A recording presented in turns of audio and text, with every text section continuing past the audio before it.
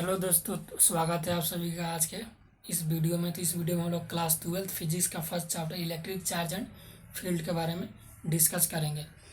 तो देखते हैं कि आखिर चार्ज होता क्या है। तो charge it is a property of object due to which it experience electromagnetic force of attraction. यानी कि चार्ज बॉडी की एक ऐसा प्रॉपर्टी होता है जिससे कोई भी बॉडी इलेक्ट्रोमैग्नेटिक फोर्स एज्यूम करता है, अपने आप को एक्सपीरियंस करता है। जैसे जो इलेक्ट्रॉन होता है, प्रोटॉन होता है, अगर इसको रख दिया जाए तो वो भी इलेक्ट्रोमैग्नेटिक फोर्स एक्सपीरियंस करता है।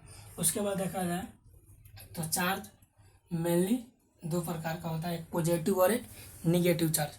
पॉजिटिव चार्ज यानी कि डिफिशियंसी ऑफ इलेक्ट्रॉन की वजह से होता है किसी भी ऑब्जेक्ट पे, और निगेटिव चार्ज यानी कि एक्सेसनेस ऑफ इलेक्ट्रॉन की वजह से आता है। उसके बाद देखा जाए तो सेम चार्ज रिपेल, यानी कि पॉजिटिव पॉजिटिव या निगेटिव निगेटिव एक दूसरे को क्या कहते हैं, आपस में रिपेल करते हैं। उसके बाद है तीसरे नंबर पे object opposite nature of charge always attract, यानी कि एक पॉजिटिव और एक निगेटिव चार्ज को जब आप आपस में रख दीजिएगा तो वो एक दूसरे को अट्रैक्ट करते हैं। उसके बाद चार्ज होता है जो स्केलर क्वांटिटी होता है, यानी कि ऐसा क्वांटिटी जिसमें केवल मैग्नीट्यूड हो और उसका डायरेक्शन का पता ना हो, उसको स्केलर क्वांटिटी कहते हैं।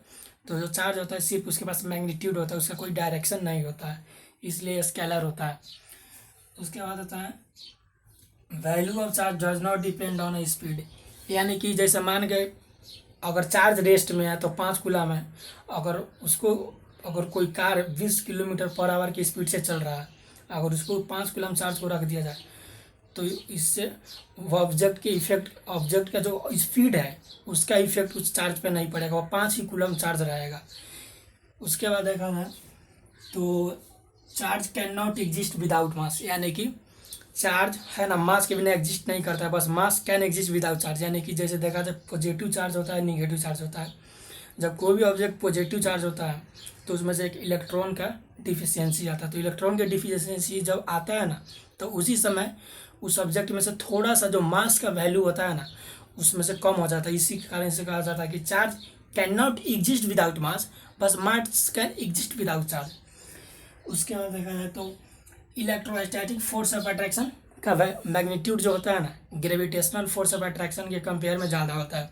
जैसे आप अपने कोई भी पेन लेकर अपने हेयर पर ऐसे रब कीजिएगा और छोटा सा जो पार्टिकल लेते हैं पेपर का, उसको रखते हैं तो उसको अट्रैक्ट करने लगता है। तो इससे आप एक्सपीरियंस कर सकते हैं जो इलेक्ट्रोमैग्नेटिक फोर्स का वैल्यू होता है, यानी इलेक्ट्रोस्टैटिक फोर्स होता है वह ग्रेविटेशनल फोर्स के कंपेयर में ज़्यादा स्ट्रांग होता है। उसके बाद देखा जाए तो 1 कूलम बराबर होता है 1.6 इंटू 10⁻⁻90 कूलम चार्ज का वैल्यू। यह पॉजिटिव निगेटिव के बिहाफ पे भी ले सकते हैं, किलो मैग्नीट्यूड को कंसीडर किया गया। अगर इलेक्ट्रॉन के केस में देखा जाए तो -1.6 इंटू 10⁻90 कूलम, और प्रोटॉन के केस में देखा जाए तो +1.6 इंटू 10⁻90 कूलम। उसके बाद देखा जाए तो स्मॉलेस्ट यूनिट ऑफ चार्ज क्या होता है, जो फ्रैंकलिन होता है। जैसे स्मॉलेस्ट यूनिट का मतलब क्या होता है कि वो सबसे न्यूनतम यानी छोटी इकाई, स्मॉलेस्ट यूनिट जिसमें चार्ज को मेजर किया जो फ्रैंकलिन होता है। लार्जेस्ट यूनिट यानी कि मैक्सिमम वैल्यू ऑफ चार्ज जहाँ तक मेजर किया जा सकता है उसको लार्जेस्ट यूनिट कहते हैं, जिससे फैराडे होता है। उसके बाद देखा जाए quantization of charge. Quantization of charge का मतलब होता है कि कोई भी चार्ज का जो वैल्यू होता है charge integral multiple of electronic charge के बराबर होता है। यानी कि अगर इलेक्ट्रॉन का जो चार्ज होता है 1.6 इंटू 10⁻90 कूलम, उससे छोटा वैल्यू चार्ज का पॉसिबल है ना। और चार्ज का वैल्यू कभी भी फ्रैक्शन में नहीं हो सकता, यानी कि इस ई का वैल्यू, चार्ज का वैल्यू ऑफकोर्स पहले से ही फ्रैक्शन में 1.6 इंटू 10⁻90 कूलम, लेकिन जो ई का वैल्यू है ना वह इंटीग्रल मल्टीपल में होना चाहिए। Q is equal to ±NA, जहाँ एन का वैल्यू 0, 1, 2, 3, 4, 5 कुछ भी हो सकता है, लेकिन 1.5, 2.5 नहीं हो सकता है। मिनिमम 0 या मैक्सिमम इनफाइनाइट कुछ भी हो सकता है। उसके बाद देखा जाए तो इसमें सिंपल क्वेश्चन पूछता है कि कौन सा चार्ज का वैल्यू पॉसिबल है। अगर पूछता है कि जो 1 कूलम चार्ज है वो पॉसिबल है कि नहीं, तो इसके लिए आप देखिए Q is equal to NE, और की का वैल्यू कितना दिया है 1, और एन का वैल्यू निकालना, और ई का वैल्यू होता है 1.6 इंटू 10⁻90 कूलम।